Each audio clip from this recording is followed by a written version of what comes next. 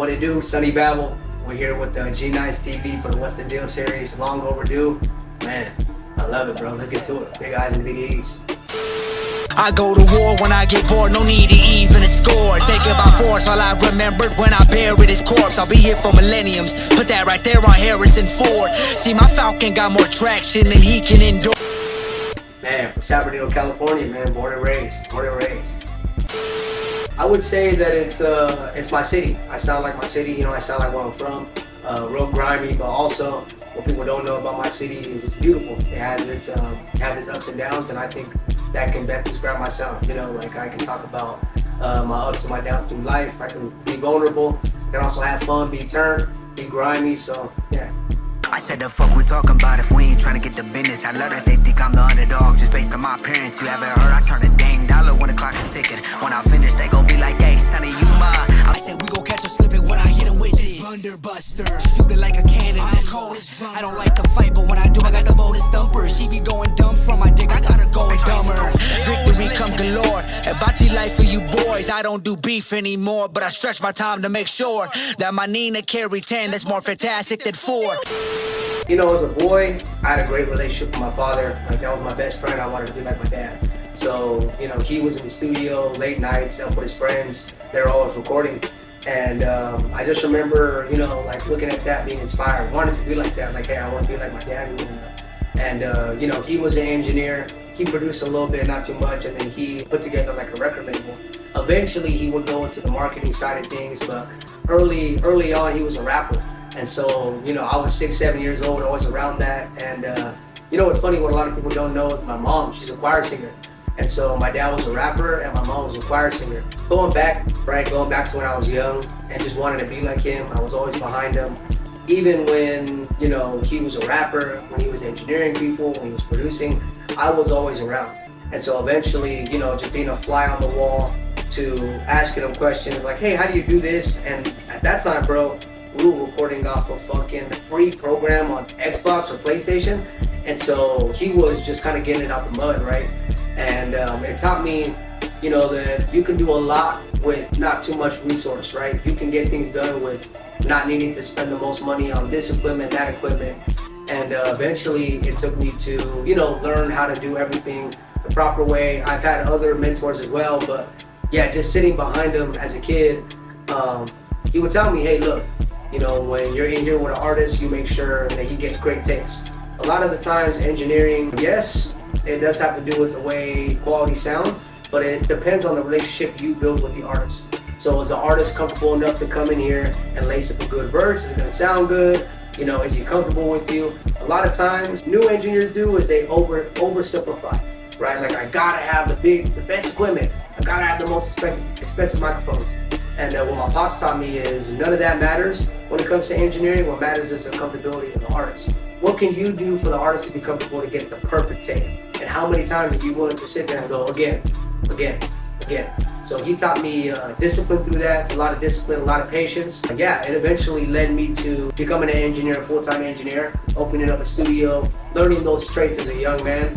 As a boy, really led me to being patient, understanding, working with people, creating like a hub for artists to come in and feel comfortable, you know? I let really the best way that I think I work with like rappers and my clients is I like that they have their thing and all I'm doing is enhancing that, right? All I'm doing is, as an engineer, I want to make sure that they sound better. So when I go in there with the engineer or producer, I let them do their thing. And the reason why is because that's what creates the fun atmosphere. That's how the Metro Boomins and the Travis Scotts, that's how the relationship is built. Right. You know, we don't go in there militant like, okay, now it's my turn to just engineer you. Usually what I'll do when I go in there and record with my producer, shout out to Iglesias, I tell him, hey, and the homie not being, I tell him, hey, you guys do you because you know how to do you perfect. I'm gonna do me because I know how to do what I do perfect. And let's see what comes out of that. And usually it's great music, bro. So I let the artist do something and the producer do something. So I got into it probably when I was 16. It was after my dad passed. It just got to a point where my pops, before he passed, he recorded, engineered all my music. I was in a weird place where I didn't know who to turn to figure out how to, you know, engineer, produce. And so I started learning myself. I started engineering probably 2017, 2018. I started really understanding it, right? Because, you know, as a kid, I was running around understanding it. Like, I had to do the basics, record myself, but really engineering, really producing, I didn't get into that probably until I was 17, 18. And I had some great people to pick up after, you know, after my pops taught me all he could. I had some really great friends come in and say, hey, you know, let me teach you some game. You know what I'm saying? Come study behind me. And yeah, 2017, I kind of just took the leap. Like, hey, if I'm gonna do this, I'm gonna go all at it. So, yeah. You know, it's funny you said that, bro, because that's something that my pops would tell me all the time. You know, it's like you hear a lot of stories about homies that were close, and you hear a lot of stories about rappers who were close, and usually it's like bullshit that moves them one way or another. And having wasted potential is the worst thing possible. You know what I'm saying? That's the biggest thing, and a lot of times it can take somebody from being, you know, really successful to being homeless on the street, you know, wasted potential. And I've always wanted to apply the lessons that he taught me, and that was the biggest thing, you know, never waste your potential. So when I was going through it after he passed, and I knew I had the talent to do something, the biggest thing I would, you know, play back in my mind is like, hey, the worst thing, you know, you could possibly do is have wasted potential. So it means a lot, bro. It means a lot, and it can change a person's life if you don't listen. Man, so to answer the first part of it, right? Like why I did the freestyles was my pops was hard on me, man. And you know, cause sports, and you know what I'm saying, he was a coach for a minute. Yep. That was the mentality, right? It's like, and you know, in sports, it's like when your boys on the field, you gotta coach them a little extra harder, because a lot of people are gonna be looking at him, whether it's favoritism or whether it's, you know, this guy hasn't earned any of his opportunities. So, you know, my dad told me, you know, because I pushed forward. I was like, hey, listen, I want to do this. And he was like, listen, you've done nothing. You proved to me nothing. You know, you've been around me, yeah, you've learned, yeah, but what have you done on your own to show that you want to do it? You know, nothing. There's been no action behind what you want to get done. You want to do it, you know, put some effort in, show me you want to do it. Go pass out some CDs, go pass out some flyers, go post up some freestyle videos. And at the time, YouTube was like bubbling. It was making like its first, you know what I'm saying? It was doing its thing. So me and my aunt, we came up with an idea. Shout out to Christina, I love her with all my heart. We came up with an idea like, hey, let's do these freestyle videos. We'll record one every week, and we'll do it as consistently as possible. And so I was doing these freestyle videos on YouTube. You know, you start with your 100 views. Then it was creeping into thousands, you know, and by the time we were doing that, probably for about, I want to say like 10 months. Then after the 10th month, I had a video, semi-viral, like, you know, 2,000-3,000 views. And my boss was like, you know what, I can't deny the work that's being put in. And so from that moment, he was like, all right, well, let me teach you more now. I want you to continue what you're doing, but let's build on it. So yeah, freestyles, they came from, you know, my pops playing that coach role. Like, I gotta be hard on you, you know, I can't give it to you easy. And it worked, bro. It taught me work ethic, it taught me grind. I think growing up, everybody has their Eminem phase where like everybody loves Eminem. You know, what I can honestly say, man, he's a little bit of a rut right now, but J. Cole, bro. Oh, Tech was, yeah, see what I'm saying? And Tech was, I love Tech because what we were doing at the time, independent-wise, we wanted to be on that level. Mm-hmm. Like, hey, we want to be on Tech's level. Tech is another independent guy that I was looking at for a minute. M was always a guy, you know, a sneaky one that I actually liked for a long time. I just kept it like to myself. Was Hobson, bro. Hobson was one of those ones where I was like, hey, he's on the come up right now, but it was because of what we were doing independently. Yeah, Rye, you know, Jared Benton, all them. So I was always like on that independent because I was studying like, hey, how can we get this independent thing to be the biggest? You know what I'm saying? And at the time, those guys were like the biggest independent guys. The Tech Nines, the Funk Volumes of the world, like these guys were super independent, but you know what I mean? They kind of, and they did help mold my shape too, to understand how to move independently, you know. Man, you know what's crazy is at the time, the record, from what I remember how it came about, was the comedian Gabriel Iglesias. Mm-hmm. He was doing a challenge, and it was like a rapper challenge or some type of song challenge that he was trying to use for one of his intros to walk out to. And you know, his look has always been like a bigger fluffy, you know what I mean? And I just remember seeing the competition and being like, you know what, like I think I could put something together. And so that's how Fat Boy Swag came. And at the time, right, like I was a big dude. I was a bigger guy, a chunkier boy. I was in school at the time, and then, you know, I was doing youth sports, and so it was like a combination of like all the homies coming together and being like, hey, this is your first rollout. That was my first official rollout to, you know, to rap because, you know, we talked about the freestyles. I was doing that for, you know, 10 months. And then my dad was like, hey, we're going to put together a YouTube video. Like, we're going to get your debut album going. Let's try to figure it out. So that was a single. And it was initially a challenge that we wanted to do for Gabriel Iglesias. You know, I don't even know if it ever got to him, but it ended up, the video, like you were in the video, Nando was in the video, like it was just, all the homies were in the video, and that's a classic video, bro, because you see a lot of homies in there, like, rest in peace, some of the homies ended up passing away. Some of the homies in there just doing bigger things, and then, you know, some of the artists in there ended up going their way, doing their stuff, so, man, that was a great video, and just a great experience. And a fun fact, too, a lot of people don't know about this video. Twinkies at that time had a recall. Yeah. They were actually going out of business. They stopped selling them for, I think, that year. They wasn't selling no Twinkies. I think it was like a year and a half. Yeah. They but you happened to have a Twinkie in the music video. Bro. You gotta explain that. Yeah, well, we were kind of playing on it. We were like, hey, we can't, nobody in the world, everybody was like, dang, they're not selling no more. So we played on it. We ended up getting a box of Twinkies actually for a show we did. Shout out to the homie Noah James. We did it for the DIY festival. And originally we had got like a whole, I think maybe 3 or 4 cases of them, because the big thing was like for doing shows and putting on, you know, when I was with my label, is we were trying to do stuff that was like groundbreaking.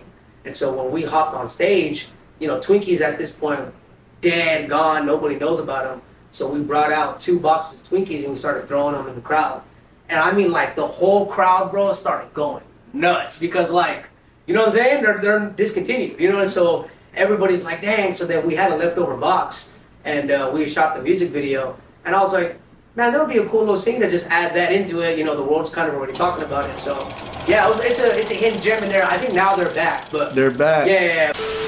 Yeah, you know, after my dad passed, I was still young. I was really young. And I blame it a lot on my immaturity. Right, handing me the keys to something like that at that age probably was the smart move not to do it, you know. But in hindsight, it really hurt because it felt like all these years leading up to that, it felt like I was the one being prepared to take it over when it was time, you know. And so honestly, it was a lot of creative differences that drove me apart, and just a lot of management issues. And it's different, right? You know what's crazy is now the relationship has been mended, but it really took a toll on like some of my family, and it took a toll on the person I was, because these weren't people who, you know, my dad had just met. These were people that I grew up with, and so my family was hurt by the whole thing. When my process isn't being trusted and my creativity is being, you know, pushed to the side. It really hurt, bro, and like it took a deep toll on me, because at this point, these are like my uncles to me. Mm-hmm. These are like my dad's brothers, and I don't blame them. Now, as a man, you know, when I was a child growing up, I was still, you know, I'm upset about it, diss tracks, and you know, I'm upset about it. But as we've mended the relationship, and we had a really good talk about it. It was God's plan, bro. Like, that's, in hindsight, how I look at it, is that had to happen for me to say, hey, you know what? Let's start over. Let me use these lessons that my pops taught me, you know, not waste my potential. Let me really take a deep dive into how I want my sound. And from that, the doors opened up tremendously, bro. But I had to take that. I had to take that on the chin the best way I could, you know. And it was creative differences, management differences, and it hurt, bro. It hurt. It really did. It was something. Luckily now we've been in relationships, but at the time, bro, it was ugly. It was ugly, and it's a beautiful thing that God has mended those relationships, and I'm appreciative of them too. Like, all of it is a part of my story, you know. Yeah. So it was scary, bro. It was a really scary process because it's my first leap, right? This is now Sonnie on his own, Sonnie's connections, Sonnie's people that I put together. This isn't anything to do with anybody else. So I was scared, bro. It took me 2 years, 2-3 years to finish the album. Reason being is because the album is really about my stages of grief. You know, so if you listen to the album top to bottom, you'll hear, you know, everybody deals with death differently, right? And you'll hear like my anger, you hear me having fun, you know, turn into alcohol to have fun with it.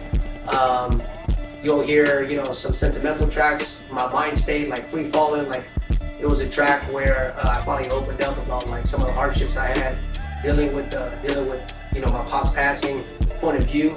Another one where like you see me write it, and then so it's like another one of those where it kind of goes into the deeper dive of me mending those relationships that were screwed at one point with the label, and it was like my whole process of grief. And I think, you know, the reason why it was beloved and the reason why people like it is because it's relatable.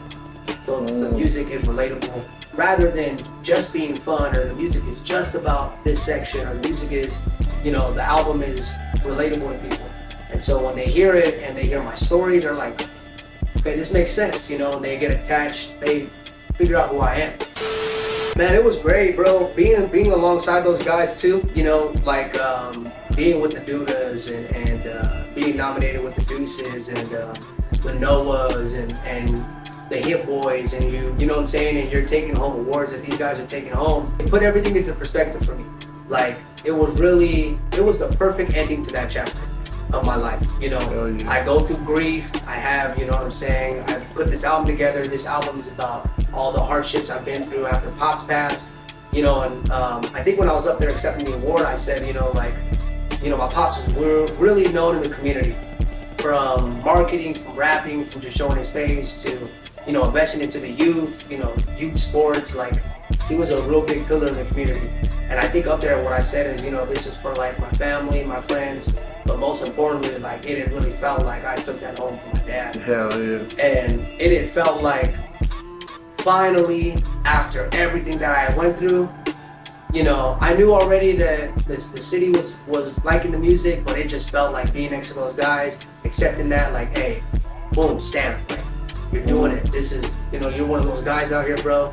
And just trying to build on that, continue to build on that, and really lead and push things forward. Man, you know, during that time when I was figuring out about, when I was trying to figure out how to connect, one of the things my dad always told me is that you get further together. And a lot of times, especially out here in the Inland, a lot of people want to tear it down, and a lot of people want to do it alone because they heard it.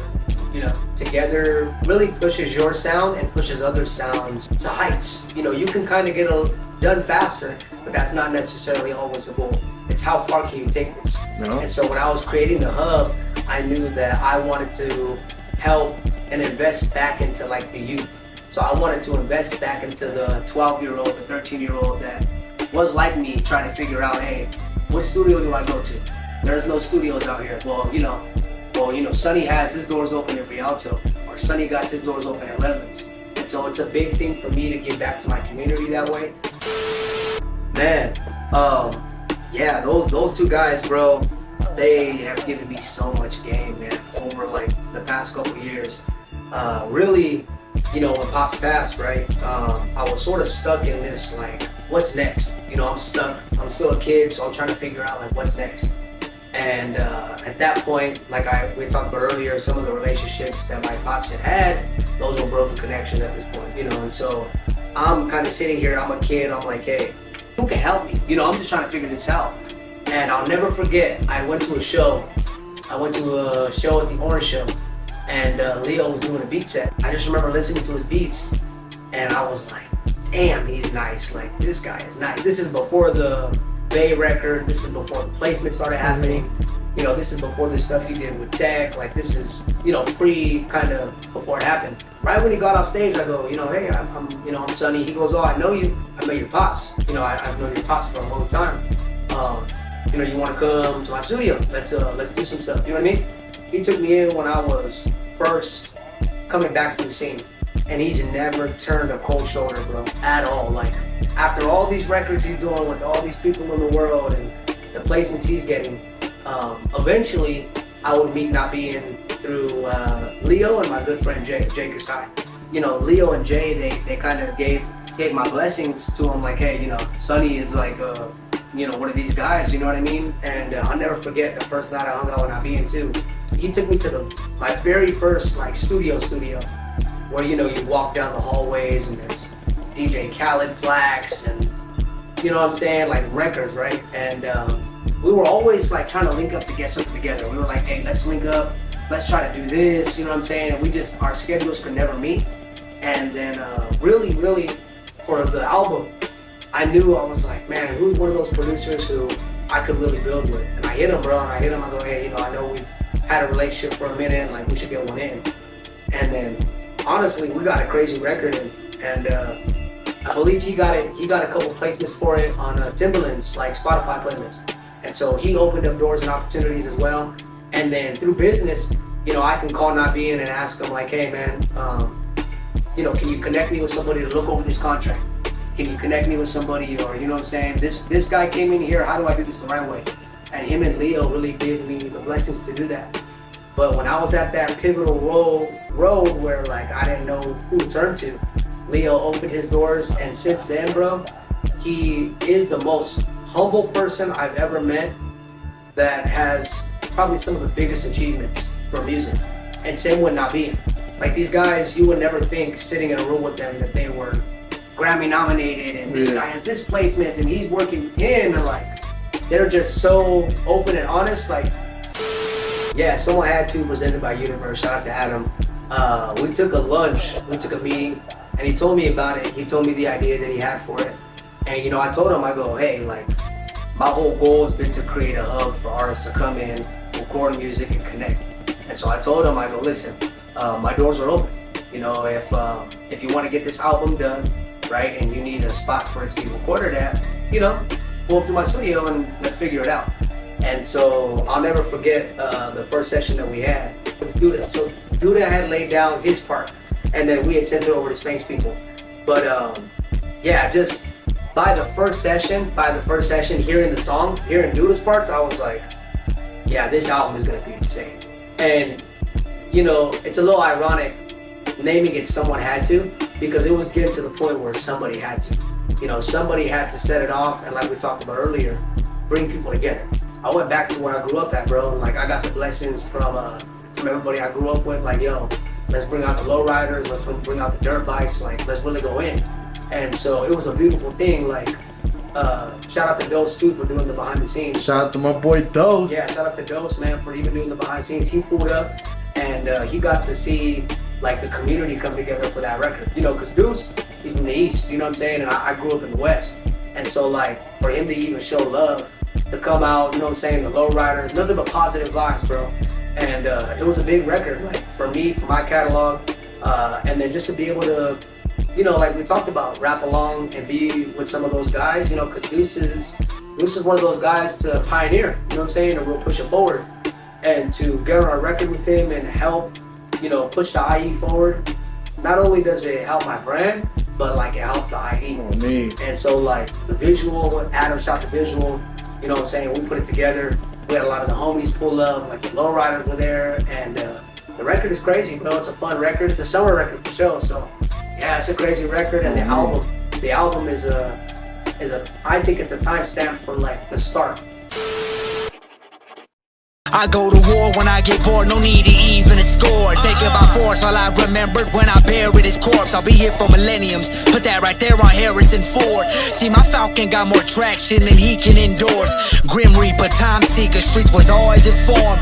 Victory come galore, Ebati life for you boys. I don't do beef anymore, but I stretch my time to make sure that my Nina carry 10, that's more fantastic than 4. See, this here is retribution for those who ain't support the movement. Ball carry skills, the way I run it, I get more lucid, more in tune with my inner self, cause I see more influenced by the fact I'm the most slept on. Bitch, in conclusion, I stick it in, she start to scream, do for the doofus. I've been on a killing spree for years, they study my maneuvers. You a chump, get your grimy hands up off my blueprint. A dying sun, these planktons can never be a nuisance. Fuck it, keep giving them classic after classic. Flow cold, they think that I'm the king of Atlantis. Oh no, my queen made out of gold, yours out of plastic. Me versus myself, that's when these titans get to clashing. The way I flip my moolah, you would think we did gymnastics. Pat my homes the way I throw, I keep completing passes. We gon' spin the block and turn his friendly ass to Casper. The fuck you talking about? You cannot see me with this rap shit. shit, my God. Mama called me Sonny, she knew I would be a star. Beyond Pale of Bronx still, knew I'd always be in charge. Bitch, I got some angels, they be watching from above. We ain't doing drive-bys, we be doing walk-ups. I respond with MK, victory was flawless. They'll put you on some skates and I ain't talking stardust. In this city where I'm from, I remain untouched. Told that boy to pass it down, he can't hear from my blood. No, bitch, you can't hear from my blood. So I go to war when I get bored. No need to even a score. I take it by force. All I remember when I bury his corpse. So that can go for many different reasons. Really though is when I used to battle. So I used to battle at Cajon, and really I used to do like cypher battles outside of like these shows. And every time, bro, I didn't win every one. I'll be honest, I lost a rap battle here if I'm being honest. Take it by force. All I remember when I buried his corpse. I'll be here for millenniums. Put that right there on Harrison Ford. You see, my Falcon got more traction than he can endorse. So, you know, the Falcon, the Millennium from Star Wars, and then the Millennium, like the time. So I'll be here for millenniums. Put that right there on Harrison Ford. So Harrison Ford is the fictional character that plays in Star Wars. He rides the Millennium Falcon. So that's a bar. Woo! We go over people's heads, bro, whenever they're like, oh, okay, that's fire. I'll be here for millenniums. Put that right there on Harrison Ford. See, my Falcon got more traction than he can endorse. And then Grim Reaper, Time Seeker, Street was always informed. So, you know what I'm saying? Growing up in the Dino, like, you hear, and usually when your ear is built to the streets, a lot of information you can hear by listening. You know what I'm saying? And so, the ones who are really out there, sometimes all we got to do is sit back and listen. Everything will be informed for us. So, yeah, that one right there is that's a bar too. That's a bar about just growing up in the Dino. That Bati life for you boys. I don't do beef anymore, but I stretch my time to make sure that my Nina can retain. That's more Fantastic than 4. So Fantastic 4 playing on like one of my like favorite cartoons growing up as a huge cartoon fan. And then the Nina, you know what I'm saying? You carry more shots than 4s, you know what I'm saying? So especially out here in the Dino, man, it gets tricky. So man, and that's a bar too, you know what I'm saying? Like just being from the 9, a lot of times again, you know what I'm saying? You gotta know when to handle business and when not to. So yeah, see right here is retribution. For those who ain't support the movement, all carry skills. The way I run it, I get more lucid, more in tune with my inner self, cause I see more influence by the fact I'm the most slept on. So like that right there is sort of reflecting on, you know, early on in my career, like knowing that you're nice with it, but sometimes it's not your time. And that right there is reflecting on, hey, right now though, in this moment, this is retribution. Like, this is for everybody who said I couldn't do it, said I wouldn't be here. And that was me kind of, you know what I'm saying, a reflection on myself, saying like, look, you know what I'm saying, you're here now and people are taking you serious. And so when people heard that, you know, that I get more, you know, more elusive. You know what I'm saying? Like the Heisman, like boom, I'm moving. Jaden so, Daniels. I know, bro. So like, and Alex too. Shout out to my boy Alex. Yeah. Shout out to Alex. So yeah, it's like, you know what I'm saying? That is a sports reference and and kind of just like a reminder to myself. In conclusion, I stick it in. She starts to scream, "Doofy the doofus." So that is a scream line, man. One of the homies was actually really surprised about that line, because it's from Scream. So the main character, that killer, ended up being Doofy by the end of the series. And so stick it in like a serial killer, and she starts to scream, Doofy the doofus. Double entendre, double meaning. It can mean two things, but it's really from the killer from Scream, but it could play on like, you know, relations with somebody and shit. So I stick it in, she starts to scream, Doofy the doofus. I've been on a killing spree so long they study my maneuvers. You a chump, get your grimy hands up off my blueprint. A dying sun, these planktons can never be a nuisance. So, you know, get your hands off my blueprint. Another SpongeBob, that's a SpongeBob reference, now I'm not gonna lie. Watch SpongeBob as a kid growing up. Don't lie and say you haven't at least peeped the episode. Yeah, watch SpongeBob, and always, Plankton was the biggest op in the world, always trying to get his hands on some blueprints and shit. And you know what I'm saying? He was just a nuisance, bro. And so like, you know, these planktons are trying to get hands on my blueprint, you know what I mean? Fuck it, keep giving them classic after classic. Flow cold, they think that I'm the king of Atlantis. Oh no, my queen made out of gold, yours out of plastic. Me versus myself is when these titans get to clashing. So, to put it, man, some of y'all be walking around some raggedy bitches. I'ma just say it how it is, man. Some of y'all don't be having queens. Man, some of y'all just be walking around with yada yada from here and that, and then yeah, that's not what I'm about. So yeah, that line is about that. And then I was really big early on into like Greek mythology. So you know, like Atlantis, it could be made, it could be made up, it could be real.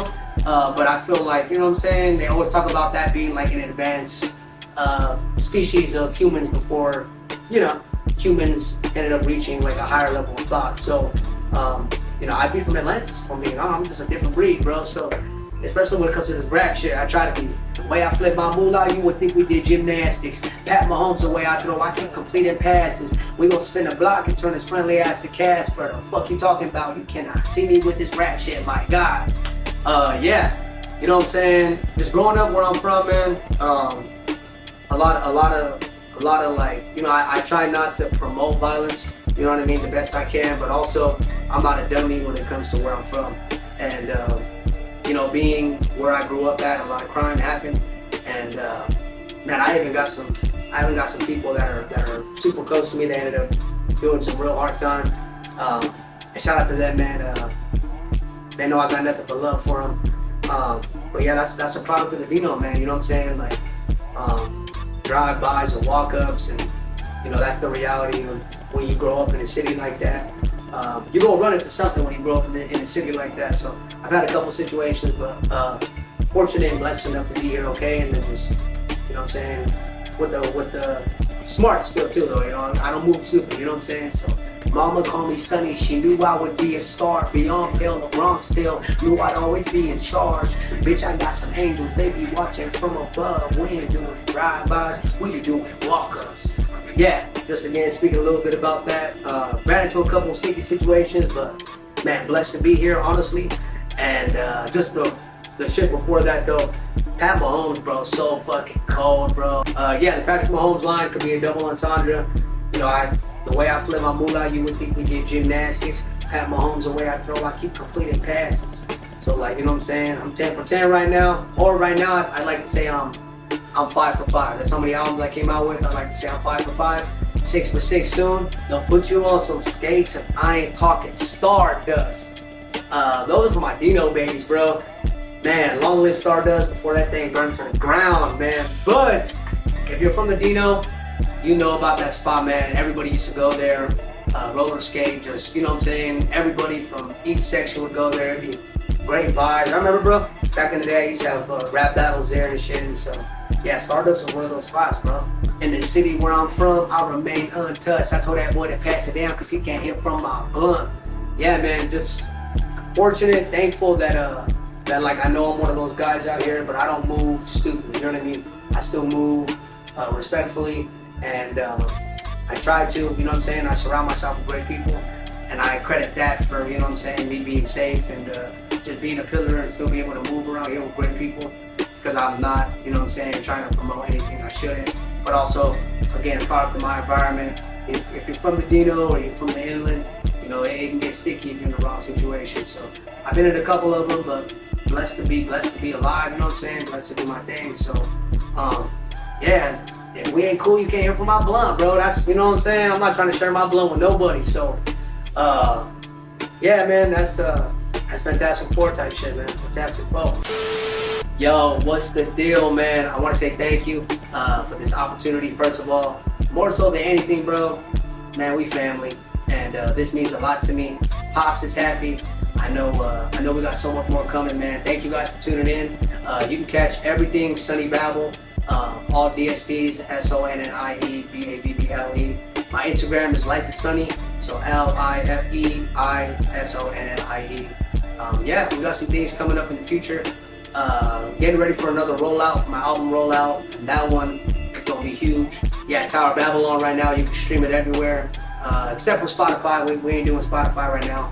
I'm standing against Spotify. Again, thank you guys. What's the deal? Man, love. I go to war when I get bored, no need to even score. Take it by force, all I remembered when I buried his corpse. I'll be here for millenniums, put that right there on Harrison Ford. See, my Falcon got more traction than he can endorse. Grim Reaper, time seeker, streets was always informed. Victory come galore, Ebati life for you.